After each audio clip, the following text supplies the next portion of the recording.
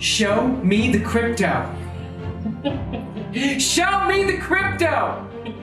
Show me the crypto. In a world on the brink of disruption, two men will bring you clarity by interviewing some of the most intelligent and influential names in the blockchain world. Welcome to Show Me the Crypto with your hosts, Wade Patterson and Ulf Lonergan. Well, hi there and welcome to Show Me the Crypto. My name's Wade Patterson. And I'm Ulf Lonergan. We're a couple of friends from Canada who love learning about cryptocurrencies and blockchain technology, and we're happy you're along for the ride. Whether you're a crypto virgin or you know your way around the block, we hope our interviews with some of the most intelligent and influential people in the space help deliver you with value. And on this episode, we're joined by Devon Bernard, a full-stack engineer and product manager who was recently involved in the first ever real estate property sale via a non-fungible token. For 36 ETH, Devon purchased TechCrunch founder Michael Arrington's 500 square foot apartment in Kiev, Ukraine, or more specifically, an NFT that represents ownership of that property. The proof of concept sale was the first of its kind and created a legal framework for future property sales that also have a digital representation on the blockchain. Devon, welcome to Show Me the Crypto. Hi, thanks for having me. Yeah, excited to have you on. And so obviously this is a fascinating story, which we want to dive into. But before that, perhaps equally fascinating is your own background. I was reading on LinkedIn that you've been a self-starting hacker since age 13 who went on to simultaneously intern for Microsoft and Google while also running two startups. Can you give us just like your origin story? Like, feel free to go into detail, the long form version of it. Yeah. So grew up in New Hampshire, live free or die. And I grew up in a really small town, and this just is the time where a lot of people started getting computers. I didn't really have access to computers growing up. Eventually I had a relative where their computer was breaking and, they thought it was full of viruses. Like, hey, I'm going to throw it away, but if you can fix it, you can keep it. I'm like, sweet. I was able to fix it, and then I immediately started coding that week. Wow. Yeah. So at 13? Yeah. And so you just gotten your first computer, learned to fix it, and boom, you're right into coding. That's pretty awesome. Yeah. I mean, at the time I was just really excited to make like computer games and stuff like that. They're all really crappy and very low quality games, but you get started somewhere. And then I transitioned into web and a whole bunch of other stuff. But I guess outside of that, transitioning from, New Hampshire, doing school in New York, then ended up starting a few consulting firms, some startups. As you mentioned, the double interning, that was a weird story. Apparently Google's really slow at extending offers. So I started interviewing with Google. It's like a 6-month process before you even hear back. So in that entire time, there ended up being a window where Microsoft, it was crazy enough. They tried calling me saying, "Hey, are you not interested in like interviewing with us?" I'm like, "What do you mean?" And they say, "Oh, we've been emailing you for months and we haven't heard back from you." I'm like, "Okay, what email have you used?" And apparently my school has weird email handles, so they just misspelt my name in my email. So thank God that recruiter called me. They're like, "Yeah, if you can come next week, we'll interview and it's all in one weekend and then you'll be done." I'm like, "Cool." So interviewed, got an offer, crushed it. They're really excited. And then a few weeks after that, Google reaches out. I was like, "Hey, we'd like to give you an offer." And I'm like, "Okay, well, do I really want to say no to that?" So I'm like, "Okay, let me talk to people, make sure everyone's okay." So I ended up doing on-site for Microsoft in Cambridge and then remote for Google. So you can get, since it's East Coast time, and then West Coast time for Google, you can get out of the office and then have some extra time for meetings and such. But that was a pretty interesting experience. Kept things busy. You're probably pretty full up with a lot of work at that time. Were they okay with that? Was it kind of a secret that you were interning for both, or? No, so it was aware. I definitely didn't want to ruffle any feathers, especially big tech firms. So yeah, they're like, "Hey, as long as you when in office, you're doing our stuff. You're not like sharing any of the code. You're not like explaining what you're doing to other people. And like, if you're showing up and your quality is lacking or you're feeling or seeming distracted, then, that would be a problem. But, if not, okay, you can try it. Right. Yeah. But since then, I've been in San Francisco Bay Area for about 5 years now. I'm doing a lot of work in healthcare and AI. And then in terms of crypto, at what point were you first introduced to the crypto space, and what was your initial impression? Yeah. So I guess throughout school, like let's say 2013, 2014, there was times where I, knew people doing crypto. Some people at my college, co-founded some crypto companies, which have gone on to be pretty successful. So I did a little bit of like trading here and there, nothing crazy long-term holding, which would have been the smart idea in retrospect. I think you're smart at the time doing day trading, but no, it should just help.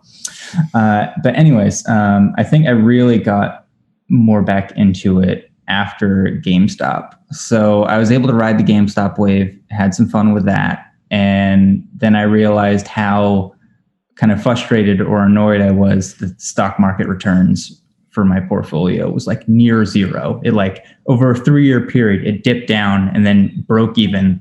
I'm like, hey, that is essentially a waste of time and opportunity cost. Why did I even keep my money in the stock market for 3 years if it just broke even? So I was a little disgruntled from that. I'm like, okay, fine. I don't care if I lose it all. Let me throw it in crypto. And then crypto also goes boom, which was pleasant. So that's all pretty recent then, like what you're referring to when you got back into crypto. Yeah, that was, I guess, like February, March. Right. At what point did you get in on GameStop? Like, how early were you there? Yeah, so the funny thing, I think I didn't follow any of the Reddit stuff initially. I don't do social media that much. But my best friend and roommate, he wrote it for the first day. So he essentially doubled his money. He's like, oh, wow, this is great. Okay, I'm going to like stop. And then, they told me about, the technicals of the short squeeze. I'm like, I think there's probably still room for this to ride. So I like transferred, like a whole bunch of like other stuff into what they call Robinhood. And then I did that. And I rode that for the remaining portion. But good for you. That's awesome. That's awesome. I know some people who got in like later on, but it was more of like just kind of the principle of it. They knew it probably wasn't going to go too much crazy further from there, but it's cool to hear you got in early. Mm-hmm. So jumping into this NFT purchase, because it's just such an interesting story, and that's what we want to focus on here. How did you first hear about the opportunity, and why did it capture your attention? So I first heard of the opportunity about 2 days before the auction.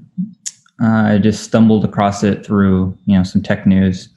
And in particular, I found that story fascinating because I believe that their real estate is going to be transacted in a, more crypto-friendly fashion in the future. We're going to see less middlemen. And it's just going to be faster, lower fees, and overall, I think a better experience for both the buyer and sellers of properties. So that I just, from friends I know working in space, but also I thought, yes, this seems to be a trend that's going to continue. And something just really struck me about the idea of like how historical that property was. Even whether you can rent it out or you can't, or I don't necessarily plan on living in the Ukraine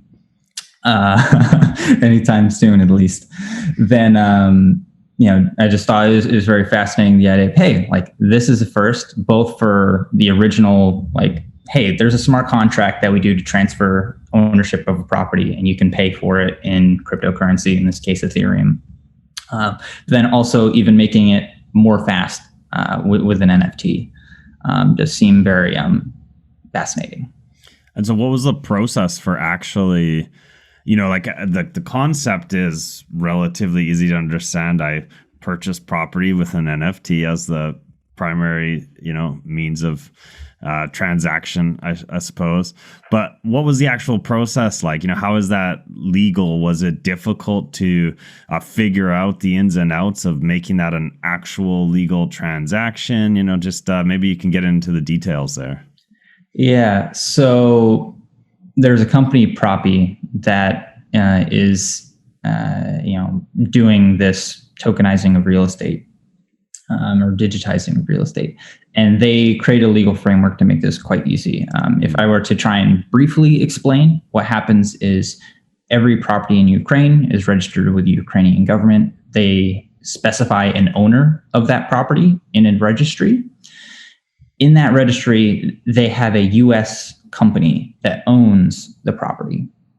And what they did is in the operating agreements and bylaws of the US-based company, they say, hey, whoever owns this digital asset, an NFT, has access to the transfer and ownership rights of this corporation. So imagine, the executive, like board of directors and the executives sign a binding contract in advance saying, whoever owns this digital asset, we will transfer like all our voting rights and power to this person.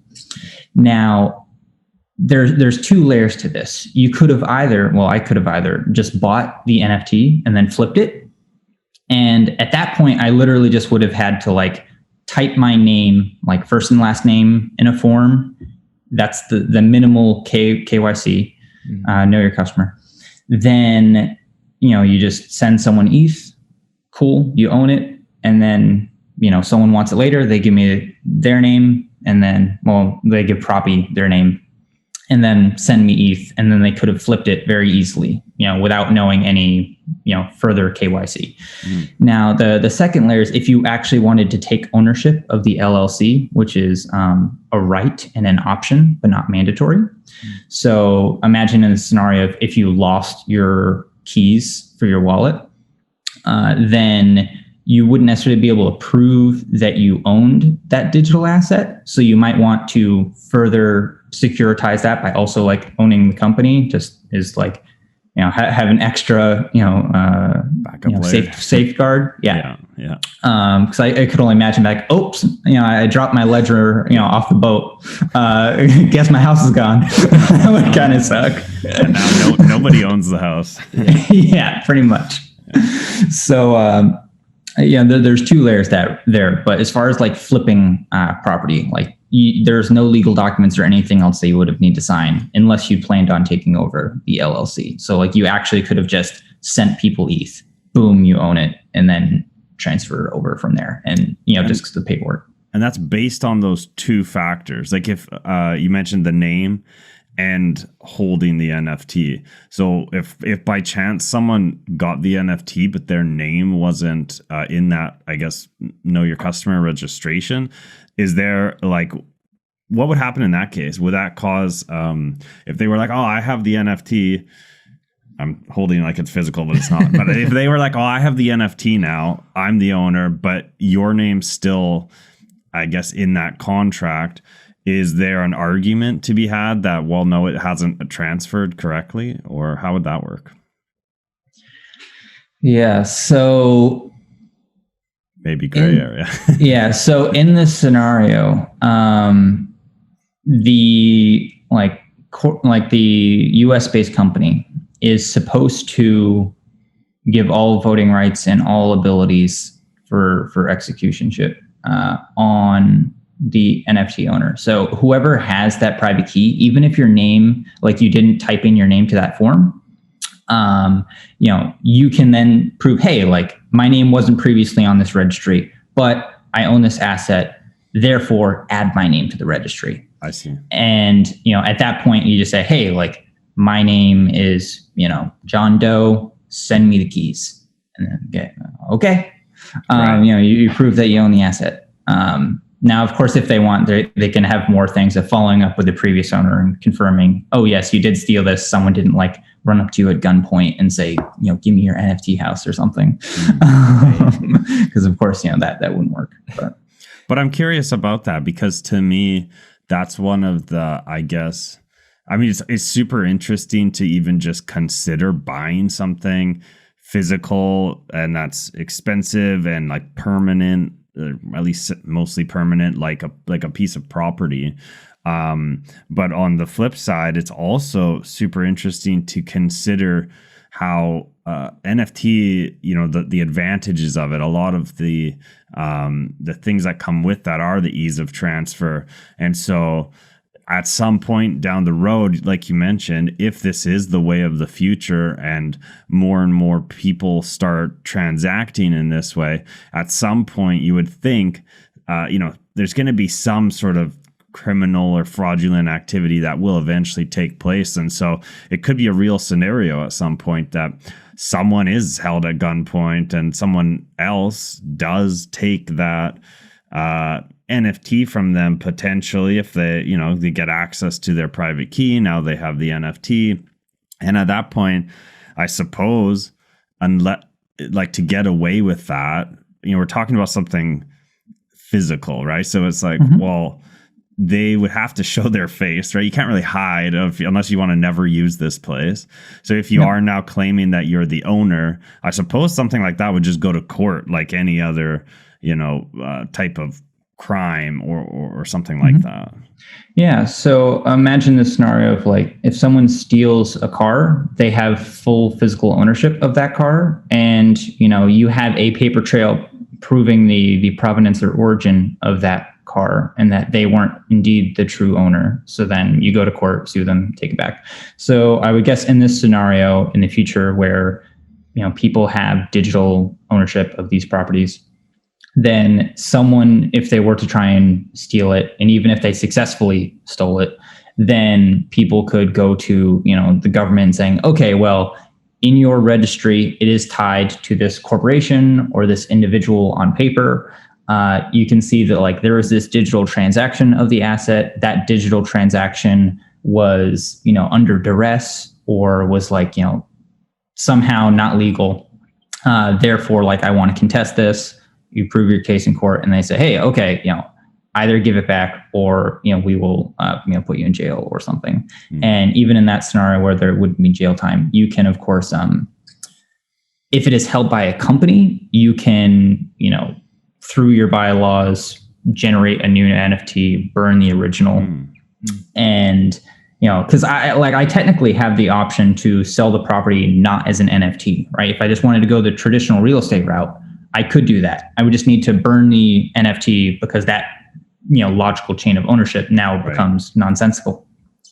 But as far as, people, trying to steal stuff, I think that there is still, of course, the legal court system.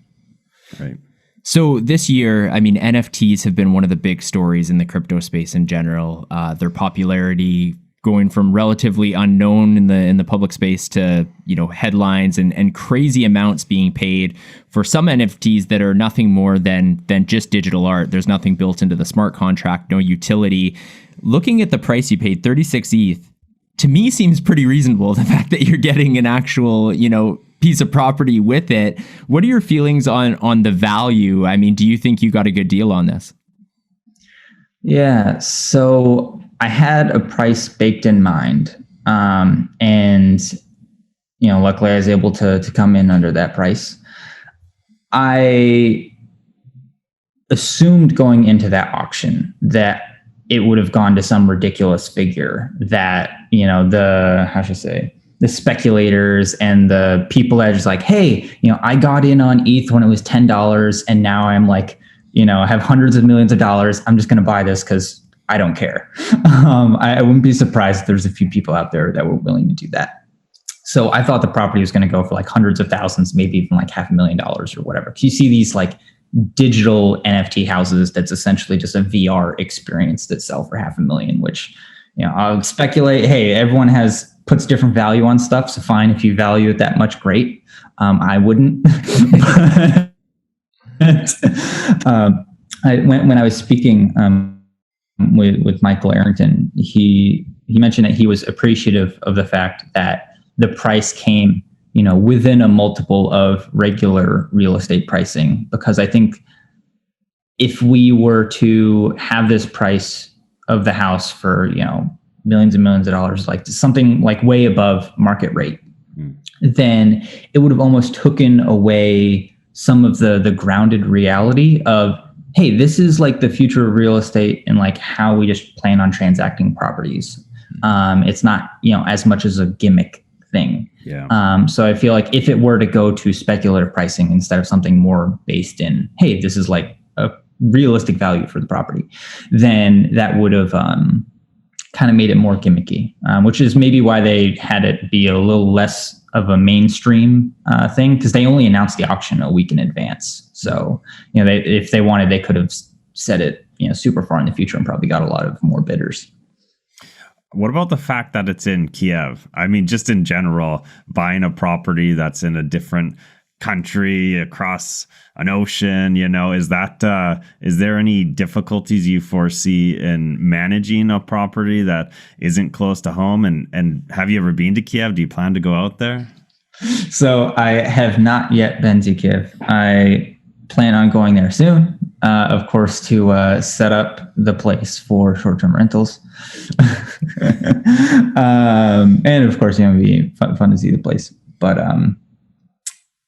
as far as I think most real estate investors would probably consider of, there are property managers and a lot of remote services that you can do, whether it's, hey, a different part of the United States or a different country. Of course, going international, there's going to be other like tax and other implications. I assume my taxes are going to become stupid because of this.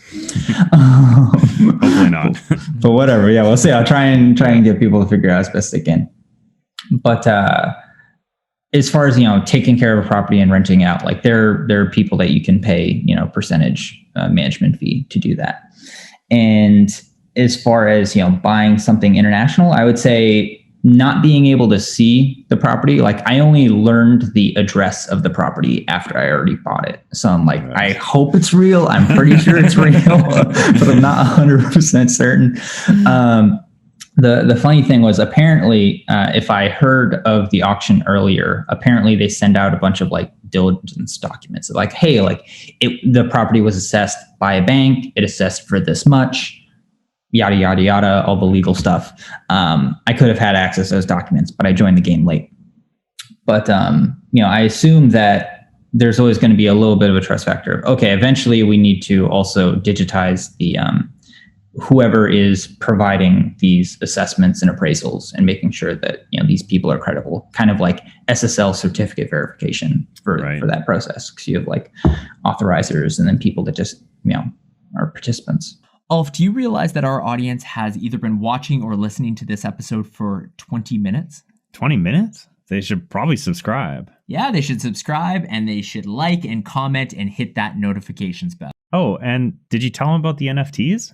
That's right. We have our own NFT for our OG supporters. This is a way you can support our show, help us bring you continual great content. Information on that is below. So Devon, one of the things I was wondering about the way you explained this, is it unique to like this type of thing could only happen somewhere like the Ukraine with the way they have everything set up? Or how do you think that this is going to expand beyond? Could other countries be doing this as well?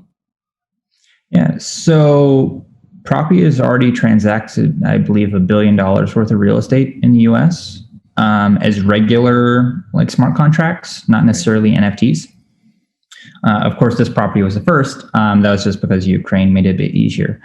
I think any country that allows a corporation or a company to be a holder of a property, which I assume would be nearly every country, would be allowed to have this arrangement set up.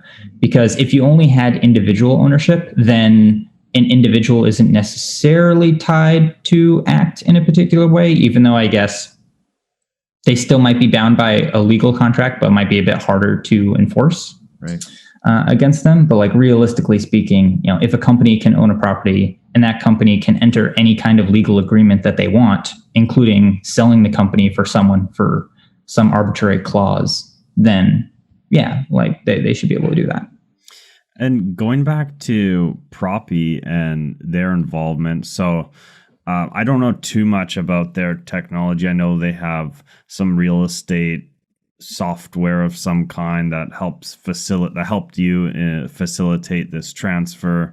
Can you maybe talk a little bit more just about their involvement and how their technology helped facilitate this?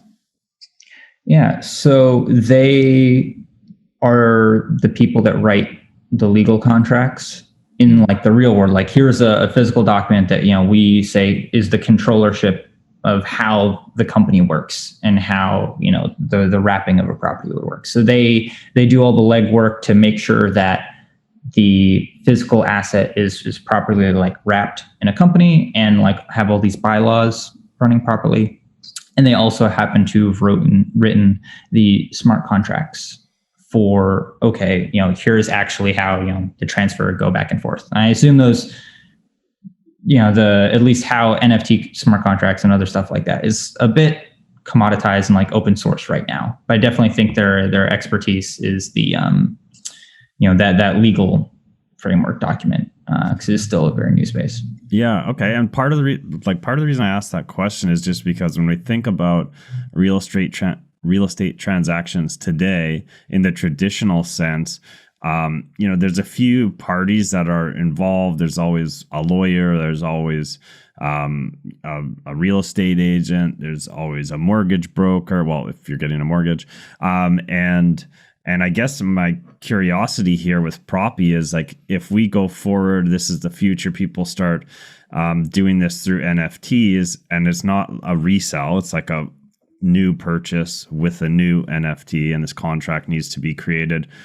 Is Propy one of these new entities that now jumps into that game and is going to be utilized for those needs? Yeah. So when we think of like the goal of reducing middlemen over time and making it as fast and cheap as possible, I would believe that for the short term right now, legal frameworks, at least in the US, say you always need a real estate agent involved in a transaction, right? Which that seems pretty arbitrary. Like if I want to have less of a good deal and like less protecting of my decision making, like I shouldn't necessarily be forced to employ a real estate agent if I want to make a bad decision. That said, Propy, of course, can do this on their side, right? They in-house can have a real estate agent, in theory, that they just sign off on a whole bunch of deals and they get paid a salary or something because they're only really there like in person. Or sorry, like as more of a technicality, at least for the short term. Now, of course, I'm sure like I don't actually know what their employment setup, if they have these real estate agents and like what exactly they do. But like in theory, like that could just be a very token role. And assuming over time, as we realize, hey, like if we can just have one arbitrary real estate agent that signs off on thousands of transactions, a week, then okay, that cost part is pretty much down. And then hopefully regulations would eventually catch up and say, okay, well, I guess we don't actually need a real estate agent because like they're really not doing anything right now. And then people can, with that rule removed, could directly transfer person to person without any middlemen, assuming they have some other legal binding contract that can be enforceable in court. Devon, there's a bunch of things that you're doing. There was a thread or some tweets you put out. Michael Arrington kind of arranged them into a Twitter thread. And I want to walk through each of these step by step because they're really interesting concepts and just breaking it down. So there's several things you're planning to do with this property. And the first you mentioned are short-term rentals. And guests are going to get their own NFT as a little memento for staying in the property. So can you explain like how you're doing that? Is that going to be through something like Airbnb? Is it going to be your own way of renting that out? Or how's that process going to work? Yeah, so I would like if the idea that people can pay in crypto and say your fiat is not good here. But I guess part of the problem that I would need to resolve is the credibility of people staying. So, Airbnb has a nice fashion of, hey, people have a history. They didn't smash up previous houses. This person's probably reputable. So unless I were to say, hey, I have an escrow account, put in ETH, and unless you like smash up the property, like you'll get your stuff back, cool. But like we need kind of like a hotel that puts like a hold on your credit card or whatever. You need something that is equivalent in crypto for that to work. But also it'd be nice if we had this historical precedent of, hey, there's a track record for this person. Right. So initially I might do some level of Airbnb, just because it's nice to have that, authenticity of people.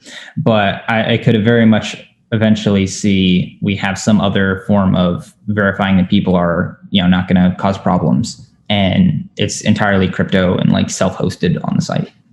And then what will the NFT, like, have you thought about like the design of it, or is it just like, and will they be numbered? It's like, I was the first guest, or I was the 50th guest, or something like that. Yeah. So the property actually has a mural. One of the walls are painted. A pretty famous local artist in Kiev, did a mural on the property. So we have the digital version of that and the physical real world version of it. So I assume some manifestation of that, digital art, as well as, hey, yes, you were number 5 or number 1. And I'm sure there's a way to like put that in some pretty containerized or like card-like fashion or whatever. I'm blown away with all the beautiful art that people have been able to create in NFTs. So I'm sure there's like a way that people can combine things together and make it pretty.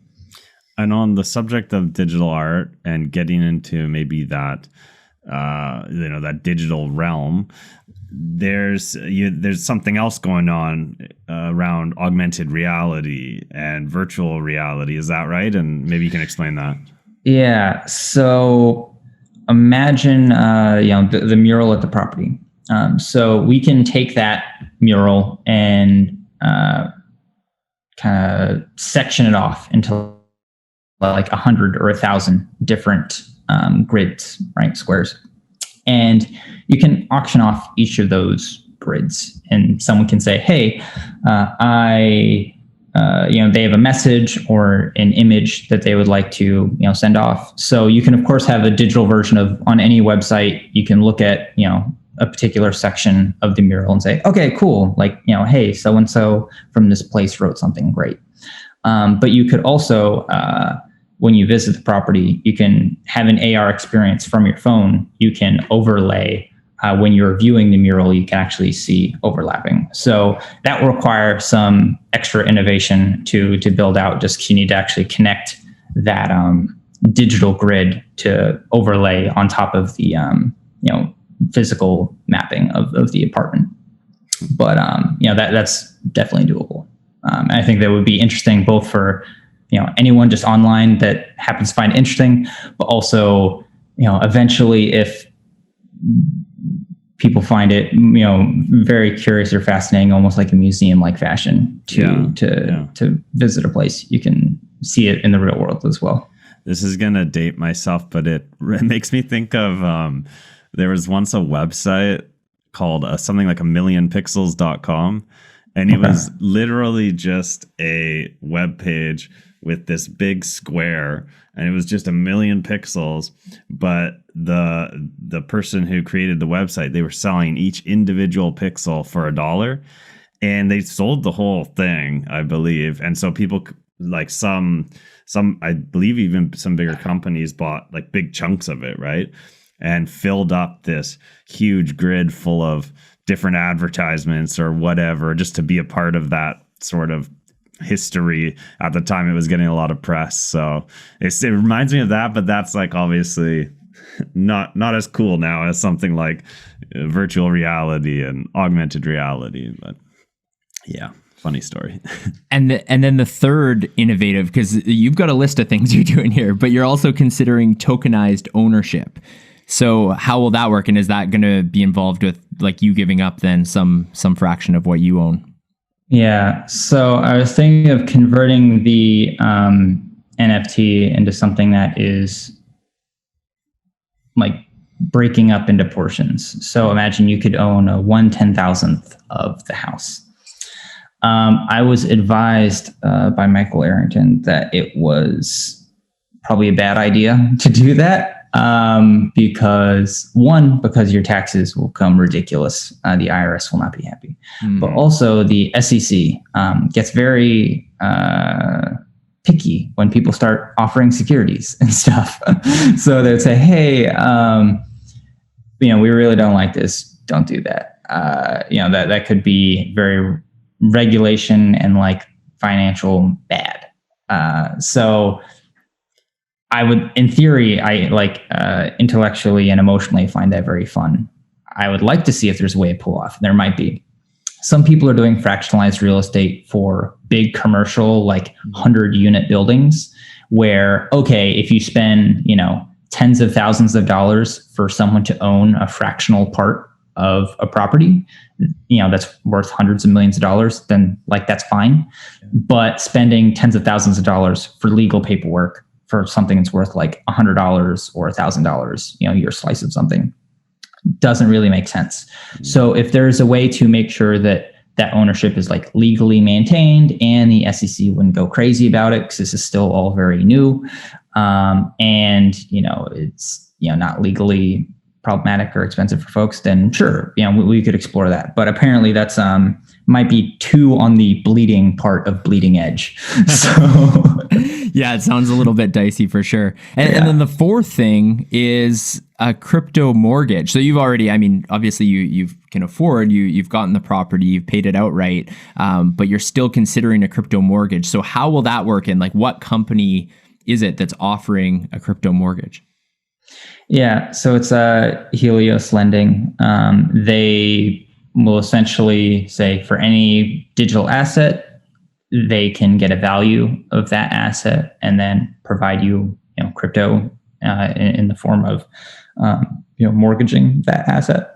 So you could do it in things that aren't even houses, right? Like if you happen to have, let's say, maybe CryptoPunks is too speculative of a value, but for any particular digital asset, they can get a value what they think is fair market, and then say, okay, hey, we'll lend you this amount, pay us back over this time horizon with this interest rate. If you don't, we'll seize the asset. Seems pretty fair. Is it primarily just NFTs that they do that with then? So I think there's like a area that they're expanding in. I think they've done other kind of more traditional lendings in the past. It's interesting, like the thought, it goes back to with NFTs, how they're very multi-applicational, and the fact that this NFT that you have represents a real physical property, which to most people probably makes a whole lot more sense when you're talking about collateralizing it and getting a loan for it. And I wonder when it's something that is purely digital, like a CryptoPunk or something like that, what can you really expect in return? But I guess we'll see what's in store for the future for that type of scenario. Yeah, I would think as prices stabilize for an asset, then it might make more sense. So if something has been traded 10,000 times and it's all been, let's say a CryptoPunk has been trading at like $50,000 for the past 5 years in the future at a specific price point, then it might be fair to assume that for any lender, they are more certain that if they need to liquidate it, they can liquidate that asset for at least this price. Because of course they don't want to hold it on their books. So I think that any even purely digital asset, you can track a trading history and price over time. So I feel like as you compound more and more trades, you can be more certain about what something is actually could be liquidated for. And so I listed a number of things there that are innovative that you're doing. And I think at the bottom of that, you had tweeted out, if there's any other ideas, let me know. Like, is there anything else that's come out from other people commenting, or other ways you think you can be innovative with this property? Yeah. So some folks, have different ideas for whether you would do a when we talk about fractional ownership, you can like share revenues, or you can share only resale value of a thing. You can also share the like time at a property. So, if you're a fractional owner, maybe you get like 1 week out of the year. I think that would be too convoluted, and I don't think timeshares are probably great. But there's different ideas. I think some people had different ideas for the auctioning of the VR, or sorry, the augmented experience, as well as like the NFT portion of saying, hey, you can, instead of selling out plots, you could have a way where people can, I believe the website was like, this art is not for sale.com, or this art is always for sale.com, where every year, whoever the owner is, they actually like pay a percentage of the value of the artwork back to the original creator. Otherwise, they would relinquish their right. And it seems to be a way that the creator or originator of an asset can continue to get value as it appreciates. So imagine if something like an NFT were to get traded a whole bunch of times, and then eventually, one person holds it and it appreciates 10x. There's no way for the original, creator or artist to, get their cut of that appreciation. Right. So imagine if, when we say, hey, like you currently own a thing, anyone that's willing to pay more than what you paid for it will immediately get it. So the only way for someone to actually like continue owning something is to know that, hey, they're actually the person that values it the most. So it becomes this like utility maximizing thing of truly at any point, like whoever values something most is actually the owner. And it's more fair economics for any artist or creator of an asset. It seems pretty interesting. That is very interesting concept. And one thing, and this might be a silly question, but I'll ask it anyways. So some of these NFTs, the person who created it or originally held it, they maybe have some form of royalty on it or something like that. Is that the case here? Like, does Michael, if you were to go and sell this NFT, is there any sort of royalty or any sort of amount that Michael would get from the fact that he originally owned it? I'm guessing probably not, but... So he could have structured the NFT sales to have, for any future transaction, he gets a percent of it. Right. That could have well happened. He didn't. Right. But there was nothing stopping him from doing that if he wanted. Right. It is possible. Interesting. Well, there's been so much value in this conversation, Devon. It's really cool what you've done. We like to end every episode of Show Me the Crypto with the same 3 questions for every guest. It's a segment that we call You Had Me at Crypto. So Alf's going to ask you those questions. Sounds good. All right. So who is your favorite person to follow in the crypto space? I think Sam Bankman-Fried of FTX. I'm particularly a Solana junkie and FTX junkie. I very much admire what they're doing, both from like perpetual futures, really cool, unique offering, and Ethereum can be slow and expensive, and Solana has a lot of really cool stuff on their smart contracts. So I think that he's a lot of good hot takes, but also seems to be pretty grounded. Awesome. What will the price of Bitcoin be 10 years from now? 10 years. 600,000. I like that. Yeah. You thought about that, but then you said it with confidence. Yeah. I like it too, because so many people just give like general, like $1 million, for example, is the most common answer that we get. But yeah, you were like 600,000 first time we've heard that. I like it. Yeah. All right. What is the most underrated coin or project in crypto?